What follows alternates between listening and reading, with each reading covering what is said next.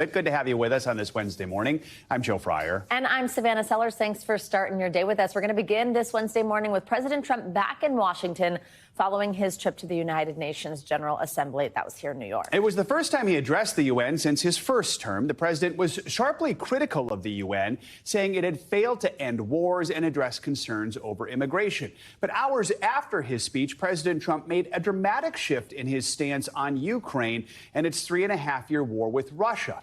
In a social media post, Mr. Trump suggested he believes Ukraine could win back its territory from Russia with the support of NATO, returning the country to its original borders.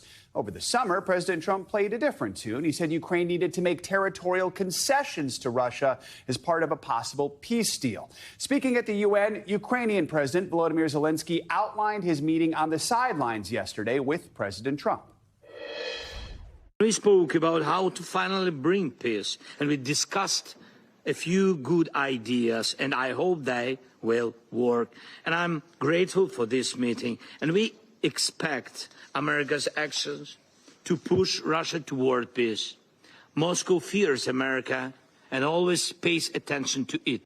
NBC News White House correspondent Monica Alba leads us off this hour, joins us from Washington. Monica, good morning. So President Trump, criticized allies, touted his administration's accomplishments while speaking to the General Assembly. At one point he said, quote, "Your countries are going to hell." Strong words there, but it's actually Mr. Trump's post on Truth Social that may be getting the most attention when it comes to Russia's war with Ukraine. Any insight into what's causing this shift we're seeing in the president's thinking? And it was a notable shift. You're absolutely right, Joe. And what was also significant is that that post came after his speech to the United Nations General Assembly. It wasn't really a part of his remarks. He did touch on the war in Ukraine, of course, going more than 3.5 years now, and had this to say about Russia and the overall situation. We'll talk about what it means and then the shift on the other end. Everyone thought Russia would win this war in 3 days, but it didn't work out that way. It was supposed to be just a quick little skirmish. It's not making Russia look good. It's making them look bad. No matter what happens from here on out, this was a war that should have never happened. It shows you what leadership is, what bad leadership can do to a country. The only question now is how many more lives will be needlessly lost on both sides. And in that post that he wrote later on social media, he almost seemed to be washing his hands of this conflict, Joe and Savannah, saying, well, now it's up to these two countries to figure it out. But I can tell you that Ukraine was very happy with this development. They felt it was a very positive shift in tone, while the Kremlin is really dismissing it altogether. Monica, while he was at the UN yesterday, there were a couple mishaps, and we heard a bit about them from the president. He had some teleprompter issues early on in his remarks, making a joke that the operator was going to be in trouble. An escalator, as you're seeing on your screen, it stopped working as soon as he and First Lady Melania Trump got on, right as they entered the UN. How did any of these little things impact this moment on the world stage? Well, the president was quick to bring them both up, and the fact that his teleprompter wasn't working for the beginning of the speech, he made pretty clear that he was upset about that, too. The UN actually did an inquiry into what may have happened there with the escalator, and according to a UN official, they say that it was actually a videographer on the president's team that went up ahead of the president and First Lady that may have accidentally triggered a mechanism that would have stopped the escalator. But the White House, for its part, says that they are looking into this matter more seriously, and that they believe that there could have been some nefarious reason and that somebody could have done this on purpose. At least that's what the White House press secretary Caroline Leavitt said, and she said they would be looking into it to see if there were any other updates possible. Monica, we're also now a week away from a potential government shutdown. Democrats and Republicans not getting any closer to a resolution. President Trump took the step of abruptly canceling a planned meeting for Thursday with top Democratic leaders to discuss a deal. Why was it canceled? We've gone through this before, but does it feel like it's different this time trying to get a deal done? Well, as we always get closer and closer to these government funding deadlines, it does seem like there's always a bit of a back and forth about how it could potentially be avoided. But the president did say he didn't want to meet with Democrats because of, quote, their own demands. And what Democrats are asking for here is a discussion about some of these Obamacare, the Affordable Care Act tax credits that are set to expire at the end of this year, at the end of 2025, that they want to have a conversation about extending and keeping. The president president is, again, saying that that is not something he wants to talk about. But now there is, of course, going to be this question of then who owns the government shutdown if it indeed happens, with the president saying that maybe he's leaving the door open to meet with Democrats, again, if some of these demands are met, while Democrats, for their part, are saying that it's the president who is, quote, chickening out by scuttling this meeting, and that they argue he is going to own this shutdown that, again, would come in about 6 days or so. All right. Monica, thank you so much. While the UN meeting packed with world leaders was going on, the Secret Service said it dismantled a sophisticated network of electronic devices with the potential to shut down New York City's cell phone system. Agents discovered what you're seeing on your screen right now. This is more than 300 SIM card servers and 100,000 SIM cards at multiple locations. They also found 80 grams of cocaine, illegal firearms, computers, and other cell phones. The Secret Service said the devices could also be used for criminal activities, things like making anonymous assassination threats. NBC News Chief Justice and National Affairs correspondent Kelly O'Donnell has more. In the shadow of a global gathering of world leaders at the United Nations, a major risk to an essential lifeline disrupted. Federal officials say a cache of electronics they seized with ties to unnamed foreign actors could have crippled cell service in the nation's largest city, jamming 911 calls, impeding emergency services response, and causing massive chaos. This network had the potential to disable cell phone towers and essentially shut down the cellular network in New York City. The U.S. Secret Service says a series of recent raids in the New York tri-state area led to the discovery of 100,000 SIM cards and 300 servers, able to overwhelm cell networks by generating mass calls, up to 30 million texts a minute. These photos show some of the electronics discovered in rented apartments within 35 miles of the UN. No arrests have been made. Early analysis indicates cellular communications between foreign actors and individuals that are known to federal law enforcement. This investigation began close to the White House, where law enforcement says high-level officials had been swatted this spring. Those anonymous calls that report false threats. Secret Service officials deployed what they call an elite unit that includes cyber experts that led to the discovery of these telecom farms. During these raids, authorities say they recovered illegal weapons, computers, phones, and cocaine, and said they do see connections to organized crime, maybe even cartels, plus that larger link to foreign government involvement. All right, Kelly, thank you so much. Well, let's get more on this with Jeffrey James. He's a retired assistant special agent in charge with the Secret Service. Jeffrey, good morning. So first off, let's just kind of talk about how this works. We heard a little bit about this from Kelly. These are called SIM farms that ultimately could have done this damage here. How does this work? How do they make mass calls and jam a system? Well, I'll be first to tell you I'm not a cyber guy, but from what I understand, it just essentially overwhelms the system. And when it overwhelms the system with that volume of either calls or texts going out, it hijacks the signals coming from the towers and essentially just takes over the system. It overwhelms it in a couple of ways. One, so that these farms can be the only people communicating on that system, or they can just deliberately shut it down also.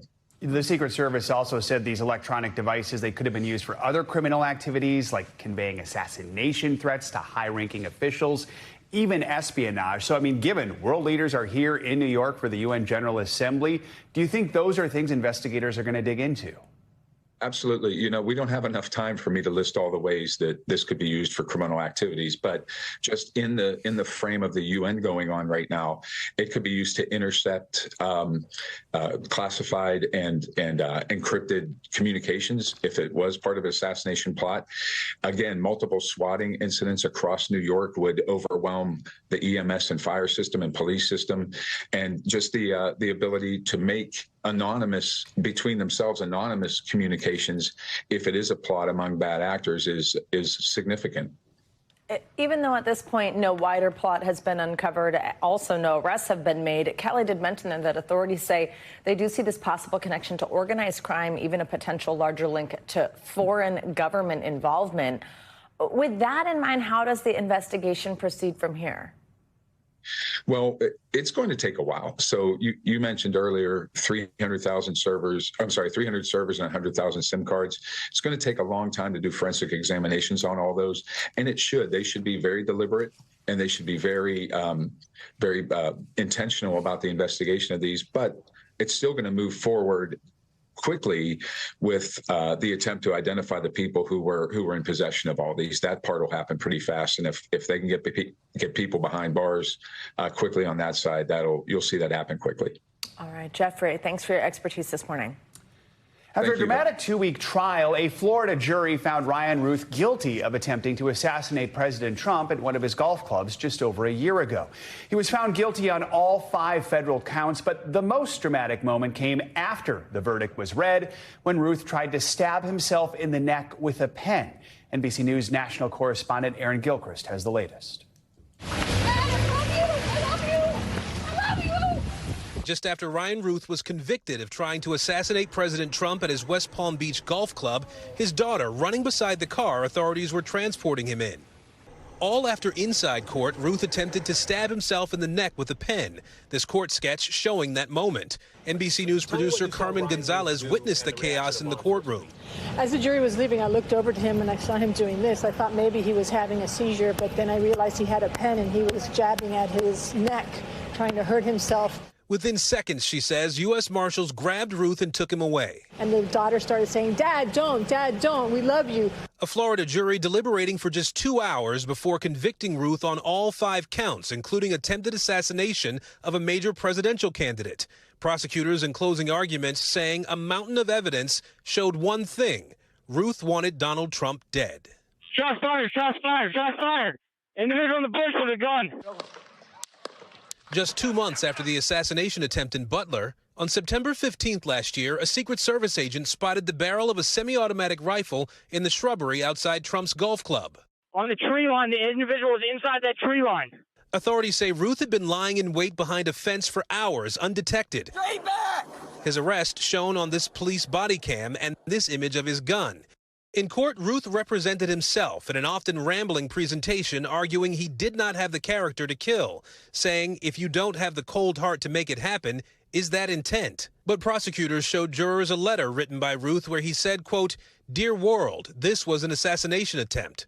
President Trump reacting. You can't let things like that happen. Nothing to do with me, but a president or even a person. You can't allow that to happen. And so justice was served.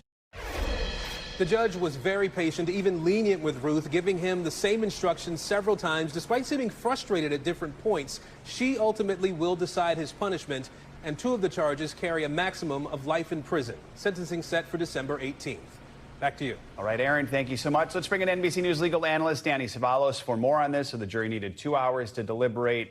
Any surprises here at all? Yeah, the surprise is it took 2 hours, although I suspect they might have had trouble with, say, the assault on the federal officer because the evidence tended to show maybe that the officer fired first. That's the only thing I can think of. Otherwise, the note it sealed the deal. He was toast no matter what, whether or not he had an appointed defense attorney or whether or not he defended himself.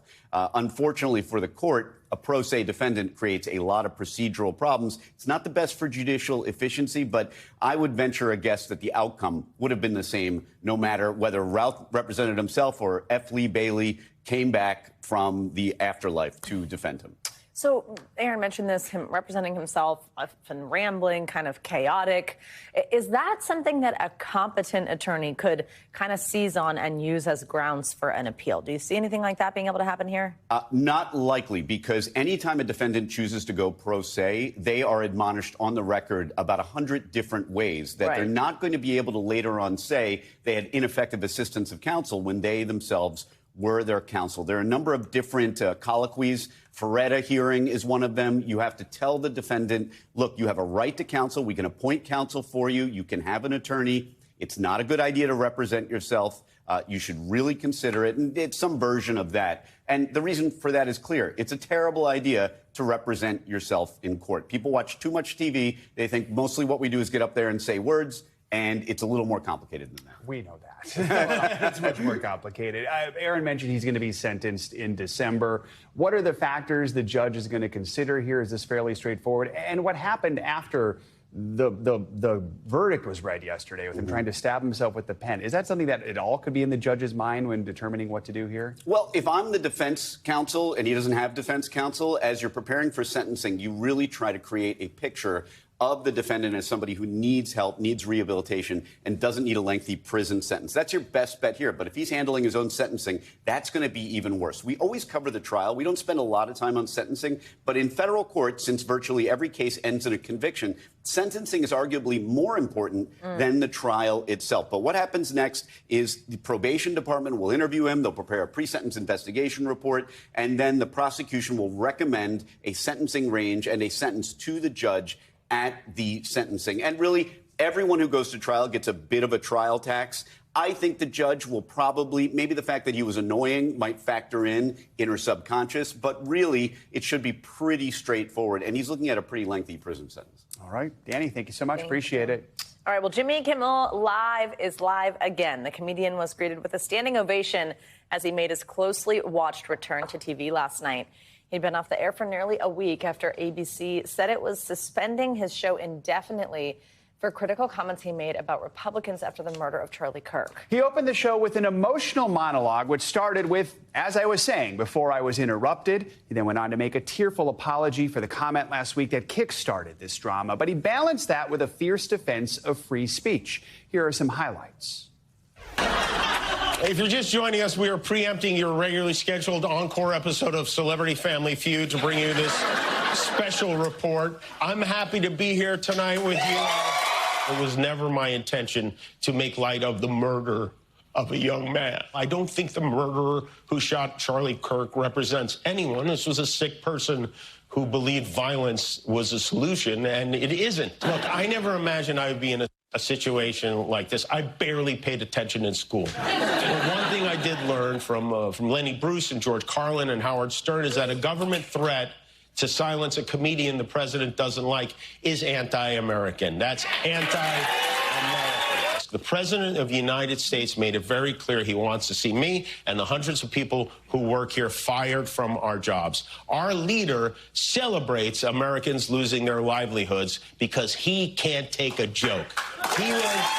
This show is not important. What is important is that we get to live in a country that allows us to have a show like this. I've had the opportunity to meet and spend time with comedians and talk show hosts from countries like Russia, countries in the Middle East, who tell me they would get thrown in prison for making fun of those in power, and worse than being thrown in prison. They know how lucky we are here. There was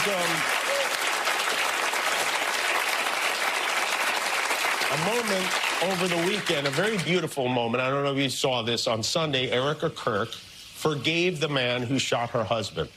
She forgave him. That is an example we should follow. For more, let's bring in Brian Steinberg. He is senior TV editor at Variety. He's been joining us to follow this entire saga. Brian, good morning. Thank you for being here again today. I just want to start with your overall thoughts here about Kimmel's opening monologue, how he handled it. Yeah, I thought he threaded the needle. I mean, this is a very difficult moment on stage. He could have had apologized, but I think he balanced the emotion of the moment, pointing out what he had done and also pointing out why he should be free to say what he wants. Is there anything you wish he would have done differently or said differently? No, I think it was pretty masterful. I mean, this is a high pressure moment for any Hollywood person, and he kind of got on stage. He clearly emotional. I mean, he didn't hide the fact that he had been affected by it himself, and kind of took umbrage with the idea that people were assigning blame to him for certain things he thought that were not with reason. I thought he did a pretty good job. It was emotional, striking, but also humorous.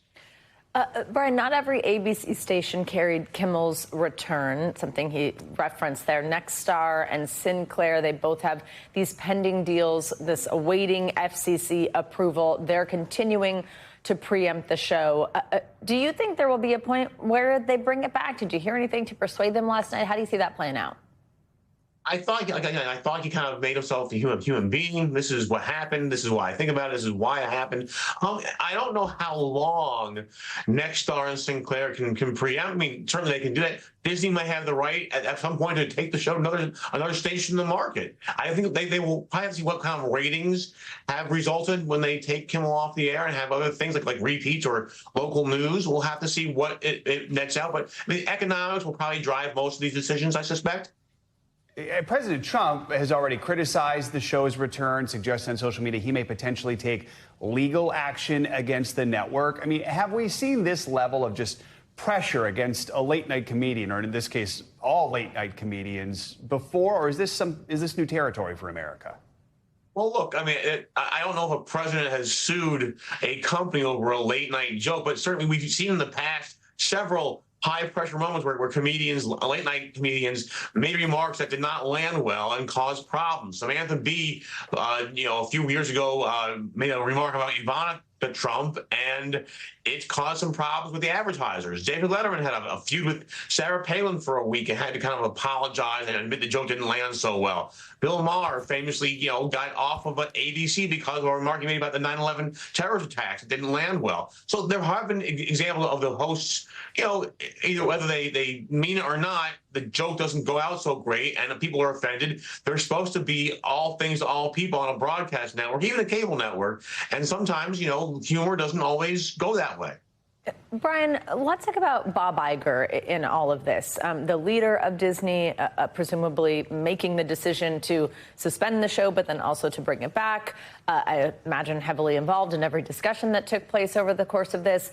What do you make of this kind of piece of his legacy here and how he handled both that suspension decision and then the manner in which Jimmy Kimmel was brought back? Look, it's high pressure stuff. I think Iger felt that the temperature had to be cooled down for a while after last week. In the world of social media, the ability to kind of control the conversation is not in the media company's hand any longer. So I think they felt, let's take it off the air, let's chill out for a minute, and then let's figure out how we to kind of get back on the air and figure things out. Now, they still have to navigate the affiliate problems. Were there any advertiser backouts because of the remarks? I don't think the story's over yet, but I feel like, I think he took the cautious way out and back in. And I think but nonetheless, the show's back on the air. I think Disney's taking a stand that, it's our decision, not the government's. That's what people hear. The people will decide, and they're going to probably stick with that for now. Is the hardest part for ABC and Iger what's ahead? Because if the president does, say, file a lawsuit, I think most experts would agree ABC would probably win that. It's just a matter of waiting it out, of knowing maybe deals won't get approved. I mean, is that sort of this next phase perhaps the most important here? It probably is. Let's see what happens. Disney has several matters, including an ESPN deal to have the NFL invest in the network. Looming that will require some regulatory review. Nexstar and Sinclair may have matters in front of the government as well. So it's a matter of, I think, taking a stand. Disney already paid Trump $15-16 million for a remark about that George Stephanopoulos made that many legal experts thought was pretty flimsy. I guess that wasn't enough. And I think the Igers have to decide how much more are we going to spend, kowtowing to this stuff when we're in the right. That's his decision to make. All right, Brian, thank you for joining us throughout this whole thing. Thank you. Former Vice President Kamala Harris is pulling back the curtain on her whirlwind 107-day presidential campaign last year. She's out with a new book that reveals new details about the days leading up to that top-of-the-ticket switch. That includes her reflections on former President Biden's decision to drop out of the race so close to Election Day. NBC News Now anchor Hallie Jackson has the details. As Democrats look to the next election, it's the last one in the spotlight, with Kamala Harris detailing and in some instances relitigating her 107-day presidential campaign last fall. We just didn't have enough time. The former vice president reveals then President Biden first raised with her the possibility he might drop out nearly a week before he actually did, on July 15th, 2 days after the assassination attempt against Donald Trump in Pennsylvania. Harris says the mantra at the White House, it's Joe and Jill's decision, writing, was it grace or was it recklessness? In retrospect, I think it was recklessness. Now, she herself is accepting some of that blame. I realize that I have and had a certain responsibility that I should have followed through on, which is, and so when I talk about the recklessness, as much as anything, I'm talking about myself. For her own running mate, Harris ultimately chose Minnesota Governor Tim Walz. But her first choice, she says, Transportation Secretary Pete Buttigieg, who's openly gay. He would have been an ideal partner if I were a straight white man, she writes. But we were already asking a lot of America. It wasn't about any prejudice on my part, but that we had such a Yeah. short period of time. And the stakes were so high. Buttigieg responding. I just believe in giving Americans more credit than that. The former vice president has not ruled out another run in 2028, saying only that right now it is not her focus. Back to you. Thank you, Hallie. One of the strongest typhoons this year is battering Hong Kong and southern China after leaving a trail of destruction across Asia. Deaths were reported in both Taiwan and the Philippines, while scores of people remain missing following severe flooding. NBC News International correspondent Janice Mackey-Frayer has the latest. The strongest tropical storm on Earth this year is barreling across Asia, thrashing the Philippines with winds over 165 miles per hour, a super typhoon equivalent to a Category 5 hurricane. Heavy rain triggering landslides and flooding. The extent of the damage still unclear.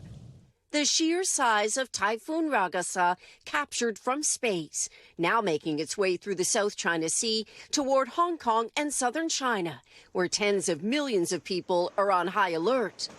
The storm center passing south of Taiwan, causing rough seas and deadly flooding. We looked up at the huge waves and thought, is this a tsunami, she says. Experts say typhoons are getting stronger here every year. Hong Kong has been brought to a standstill, with flights canceled and schools closed. Store shelves have been emptied by people stocking up on supplies. With Rakasa expected to make a second landfall in mainland China, authorities here moved to evacuate 400,000 people in Guangdong province alone and urged millions more to stay at home and brace for impact. Janice Mackey-Frayer, NBC News, Beijing. Closer to home, more rain and storms from Texas to Kentucky today with some potential flooding to keep an eye on. We've got Angie Lastman here in studio with your morning news now weather. Hi, Angie. Good morning. Hi, guys. Good morning to you. We need the umbrella, and we need to, of course, watch for some of the flooding and the stronger storms to develop later today. All of that on the table once again as we kind of track this same system that's leaving us unsettled so far this morning across a couple of spots. One of them in particular, Arkansas, where we do have this flash flood warning in effect. You can see a good batch of moisture working through there. We've got the heavy rain. We've got a whole lot of lightning associated with it. And it's not just there. We don't have any alerts up across parts of the Ohio and Tennessee Valley just yet, but I wouldn't be surprised if those come down the line here as we get into the afternoon hours. Still watching this system move to the east. It's Texas to Kentucky that will watch for the stronger storms, not quite as severe as what we were dealing with yesterday. Ingredients not there for that, but still they could be strong and again have a whole lot of lightning and the potential for some heavy rain. That means the flood risk will be there for Ohio to Tennessee valleys today. Those are the spots to watch. And then we look ahead to tomorrow, and it's the East Coast where we see the focus, mainly talking about some heavy rain from the mid-Atlantic up through the Northeast, but we'll still see the potential for strong storms stretching from Boston to New Orleans for your day.